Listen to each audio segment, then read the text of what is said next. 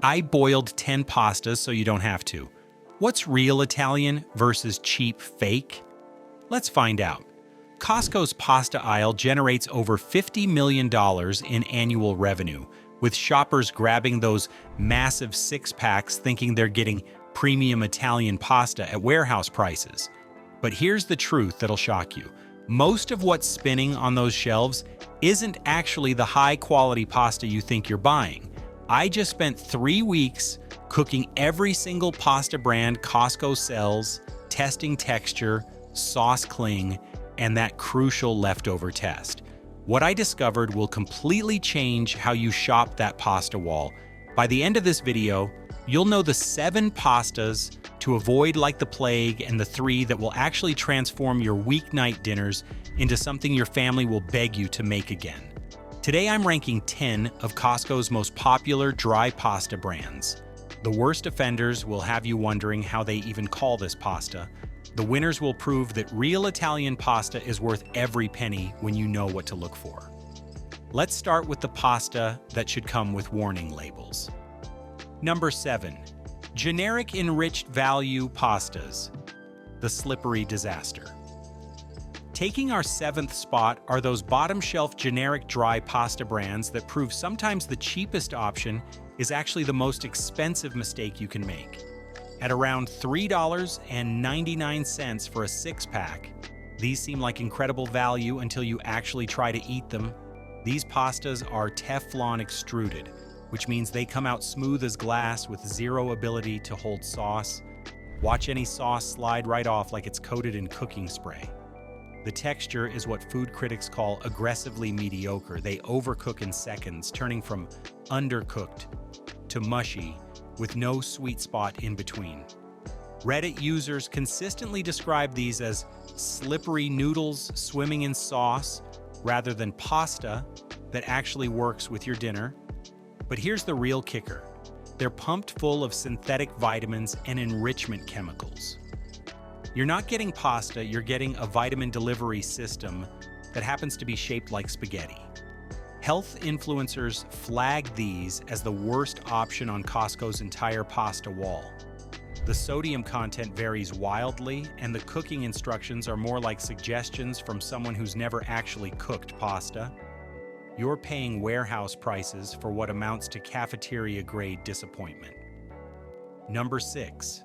Basic Barilla Blue Box, the Overhyped standard. Coming in at number 6 is a brand that's so ubiquitous, people assume it represents good pasta. It doesn't. Barilla's standard blue box line is the McDonald's of pasta, consistent, predictable, and aggressively average. While some Costco locations carry Barilla in bulk, pasta enthusiasts consistently rank it as baseline rather than outstanding. The texture is fine, but fine isn't what you should expect when you're buying in bulk quantities. The real issue is that Barilla has convinced America that smooth Teflon extruded pasta is normal. It's not. Real Italian pasta has texture, character, and the ability to grab sauce. Barilla's smooth surface means your carefully crafted marinara ends up in the bottom of the bowl instead of on your fork. Food writers describe Barilla as the pasta you settle for when you don't know better exists.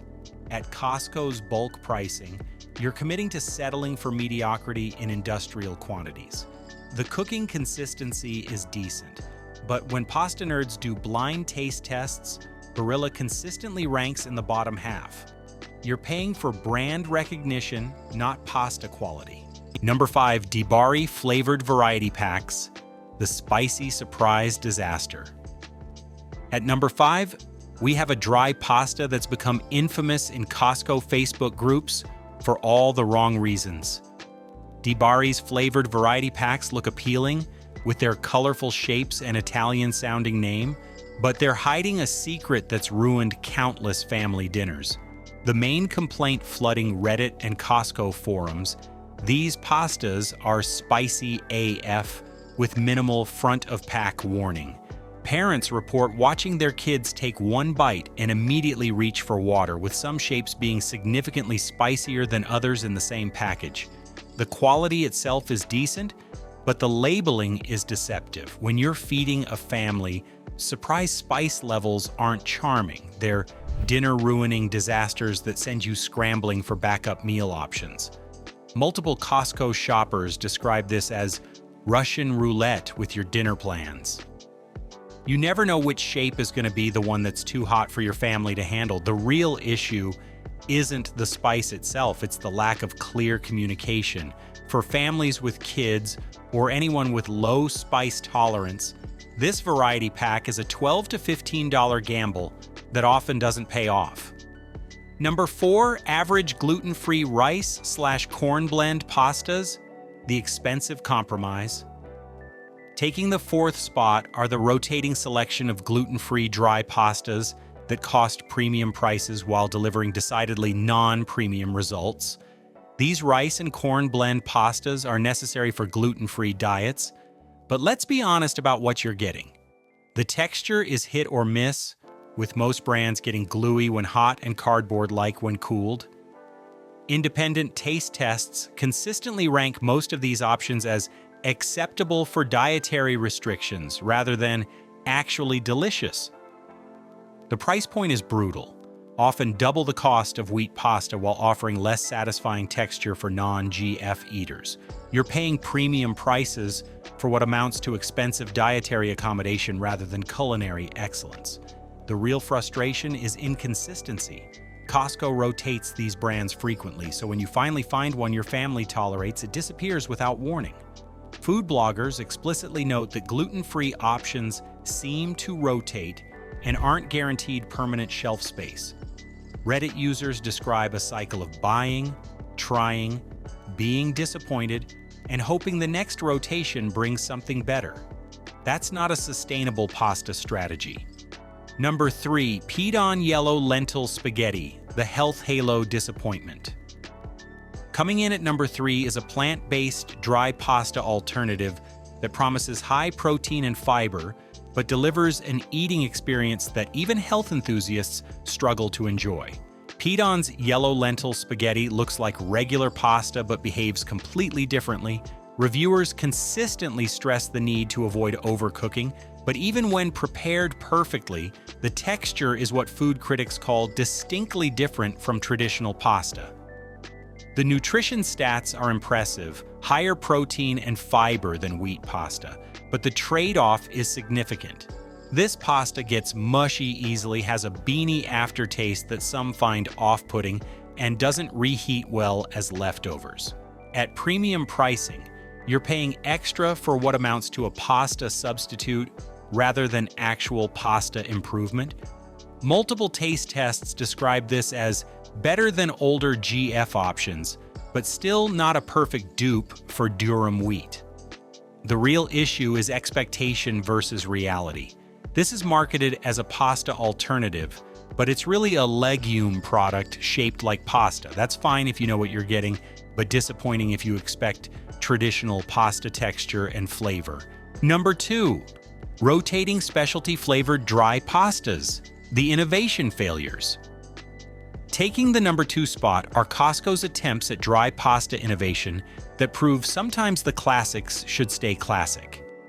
These experimental shapes, unusual flavor combinations, and gourmet varieties consistently rank at the bottom of consumer taste tests. Food bloggers describe them as having textural issues and bland, uninspiring flavors despite premium pricing. The problem with innovation in pasta is that Italian pasta makers have spent centuries perfecting shapes and textures for specific purposes. When you mess with that formula to create something unique, you usually end up with something that doesn't work as well as the original. Reddit users consistently describe these specialty options as trying too hard, with flavors that don't complement each other and textures that feel artificial. You're paying premium prices for what amounts to pasta-shaped disappointment. The worst part is that these experimental varieties take up shelf space that could be occupied by proven, high-quality options. Instead of getting more of what works, you're getting less reliable inventory filled with pasta that nobody asked for. Number 1, organic brown rice spaghetti, the cardboard champion. And taking the top spot for dry pasta to absolutely avoid is a product that proves organic doesn't automatically mean better. This brown rice spaghetti is consistently called out by influencers as one of the worst Costco pasta options, despite its clean label appeal. The texture is what reviewers describe as cardboard-like, with zero ability to hold sauce, and a cooking window so narrow you'll miss al dente if you blink. Multiple taste tests show this pasta falling apart during cooking, becoming mushy when hot, and turning into what one food blogger called expensive disappointment when cooled. The flavor is aggressively bland, lacking even the subtle nuttiness you'd expect from quality brown rice. At premium pricing for organic certification, you're paying extra for what amounts to a pasta-shaped rice product that doesn't satisfy as either pasta or rice. Food reviewers consistently rank this in the bottom tier, noting that it fails at the basic job of being edible pasta. The real tragedy is that this gives healthy pasta alternatives a bad reputation when the problem isn't the concept, it's the execution. There are good gluten-free and alternative grain pastas out there. This just isn't one of them. Before we reveal the 3 pasta brands that actually deserve your money, I want to thank you for watching this far. If you're finding this pasta investigation helpful, hit that like button. It genuinely helps more people discover these grocery store deep dives, and it really helps us out. If you're the kind of person who wants to know which food brands are actually worth your hard-earned money, subscribe because we've got plenty more investigations coming your way. Now let's talk about the pasta brands that actually understand what real pasta should be. Number 3, Rummo, the perfectionist's choice. Taking 3rd place is a brand that proves when Italians make pasta, they're not messing around. Rummo earns its spot by treating pasta like the culinary craft it should be. This high-quality durum semolina pasta is slow-dried, using traditional methods, which creates a texture that pasta enthusiasts describe as unusually chewy and resilient. The cooking window is more forgiving than cheap pasta, and when you nail the timing, you get restaurant-quality results. What sets Rummo apart is consistency. Food writers consistently praise its ability to hold sauce and maintain texture even when slightly overcooked. The protein content is higher than standard pasta, and the bite has character that makes every forkful interesting. Professional taste tests rank Rummo among the top store-bought pastas overall, with chefs noting that it performs like pasta that costs twice as much. The gluten-free version is particularly impressive. Italian Costco shoppers describe it as remarkably close to real wheat pasta. At premium pricing, it's positioned as a special occasion pasta, but the quality justifies every penny. This is what happens when pasta makers prioritize craftsmanship over cost cutting. Number 2, La Molisana, the texture champion. Coming in at number 2 is a pasta that food writers are calling their new favorite dried pasta, and once you try it, you'll understand why. La Molisana uses selected wheat semolina that's stone decorticated and bronze cut, creating a coarse, floury surface that grabs sauce like it was designed by engineers. The protein index is never lower than 14%, signaling higher protein wheat that creates an unusually satisfying chew. Costco customers consistently rate this as top quality pasta, and food critics describe the texture as extra chewy, with rough, floury surfaces that hold sauce extremely well. This is pasta that transforms simple marinara into restaurant-quality dining. The cooking performance is exceptional. It maintains its texture through the entire cooking window and actually improves when tossed with sauce. Multiple food writers describe it as having more weight per strand than standard pasta, creating a more substantial eating experience. What really sets La Molisana apart is the attention to traditional methods. The bronze cutting and stone milling aren't marketing gimmicks. They genuinely change how the pasta behaves with sauce and in your mouth. Number 1, Garofalo Organic, the undisputed champion. Taking the #1 spot is a pasta that's achieved what food bloggers call cult status among Costco shoppers, and for good reason. Garofalo organic pasta is made in Italy from 100% organic durum wheat semolina with a single, simple ingredient list that proves sometimes the best approach is the most straightforward. At around $2 per 500-gram bag in Costco's 6-packs, you're getting premium Italian pasta at prices that compete with mid-range grocery brands. The cooking performance is flawless. Multiple reviewers note that following the 15-minute timing yields perfectly al dente pasta with zero guesswork. The texture is described as hearty and more whole grain-like, even though it's semolina with a satisfying chew that makes every bite interesting.